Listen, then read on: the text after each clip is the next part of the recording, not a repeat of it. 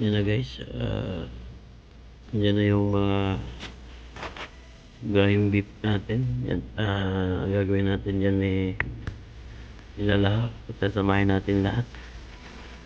Mix all the ingredients. Yan, carrots, garlic, and onion,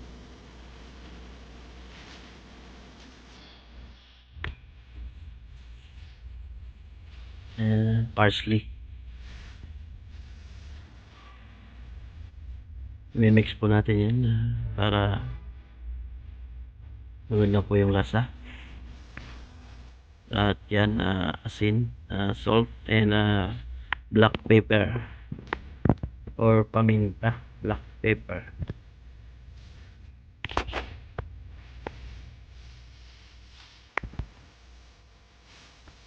Yan, i-mix mo lang yan hanggang okay na yung halo na lahat.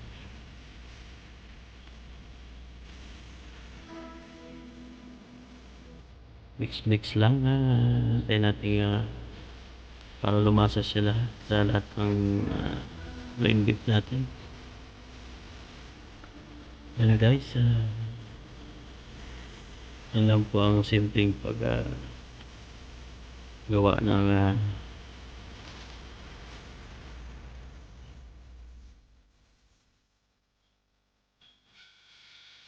paggawa ng Shanghai. Ang palaman mo ay karne or grind beef. Sa ating mayroon.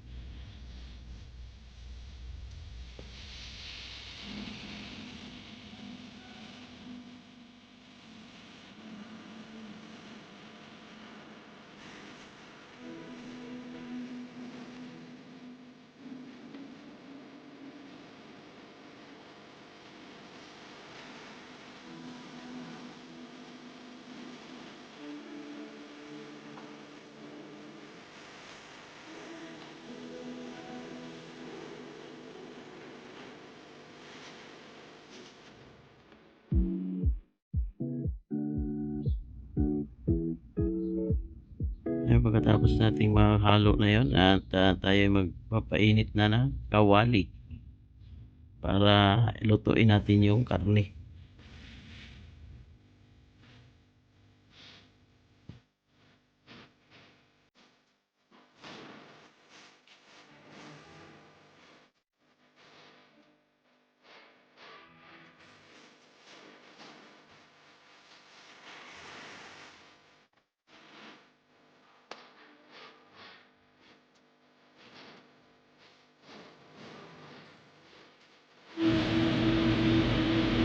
Yan, mainit na yung kawali.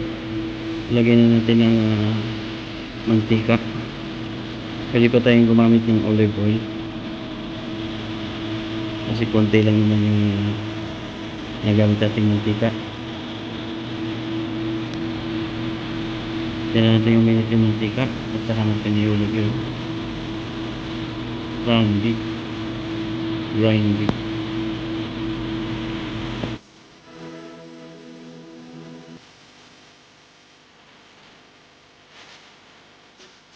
So guys, ilalagay na natin yung karne para lutuin na natin bago natin ibalot.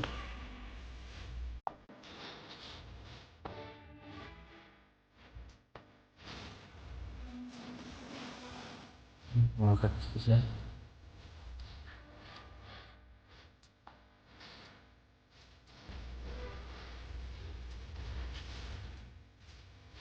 Gawin lang natin ng maigi guys para pag pinirito natin yan hindi masyado matagal sa mantika kasi masusunog yung pinaka-wrapper nya. Kailangan natin lutuin ng maigi yung nakaloob yung karne. Hindi po basta-basta na direkta mo lang sa wrapper. Kailangan lulutuin mo yung karne. Kapag pinirito mo pag pinusin kunti lang na kung mula lang yung wrapper niya, okay na. Kasi luto na yung pinakakarne at may templado na siya, may lasa na. Yan po guys ang paggagawa ng Shanghai. Pwede na kayong ang merienda or pang ulam.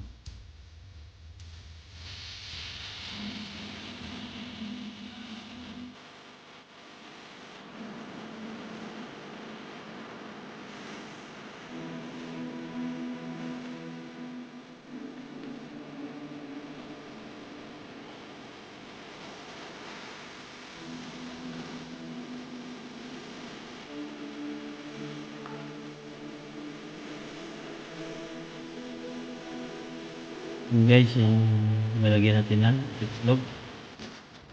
Dalawang itlog ang ilalagay natin dyan. Saka natin na haluin para lumasa. Pwede rin siyan guys na ang gagawin mo, i-mix mo muna yung itlog bago mo ilagay. Ang ginawa dito doon na hinalo sa karne. Nirekta na.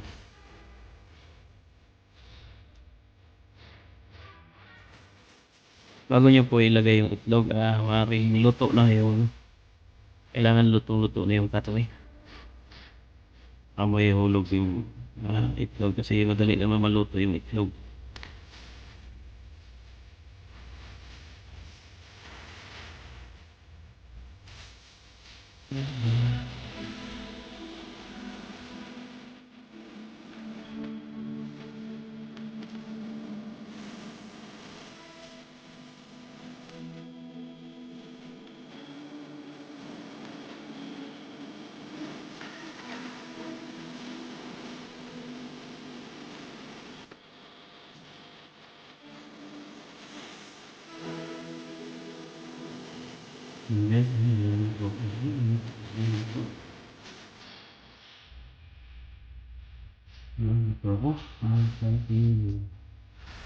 Lilipat natin sa lagayan para magbalot. Pag umpisa natin magbalot,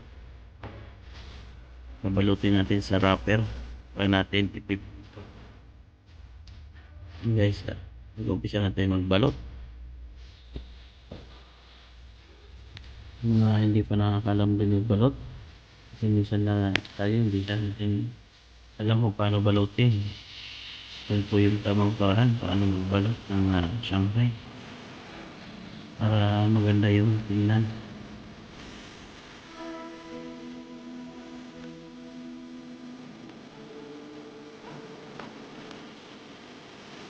Yan guys, ganyan lang po yung balot ng Shanghai. Mahirap din pag hindi ka marunong yan guys. Pag mahirap din yan, marunong balot, sisira yung wrapper. Lalo na yung wrapper na dikit-dikit, mahirap din tanggalin. Ganyan lang po yung paraan ng paano magbalot ng maayos na lumpia Shanghai. Yan, lumpia or Shanghai parehas yan. Yes din ang process ng paano magbalot.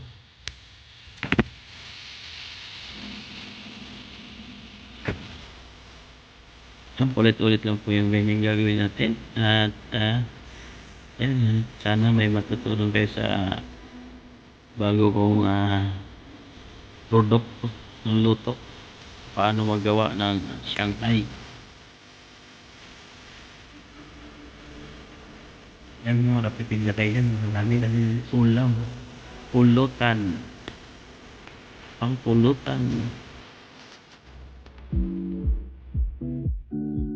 Pang merienda.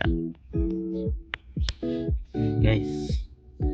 Big love shoutout sa lahat ng Team Repsol members and admin ng mga officers at sa mga lahat ng sa team.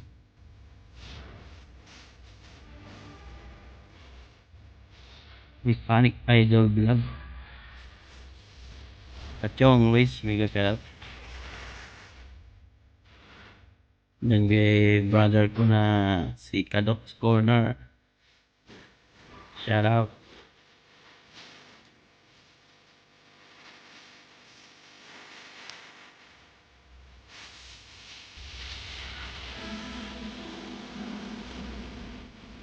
At din sa mga GC ko dyan.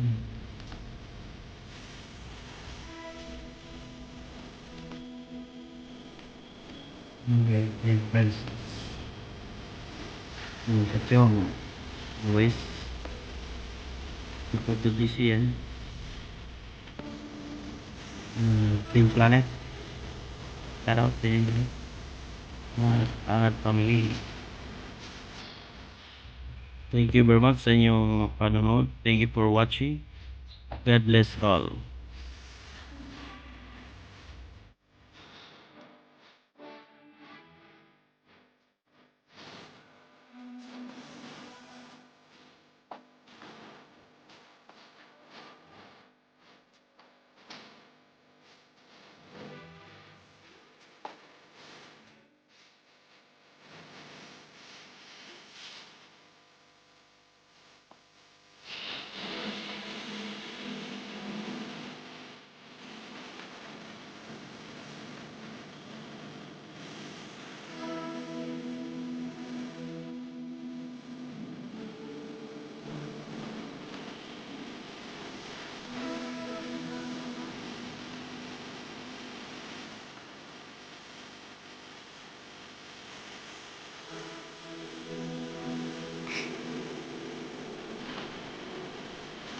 And tapos na tayo.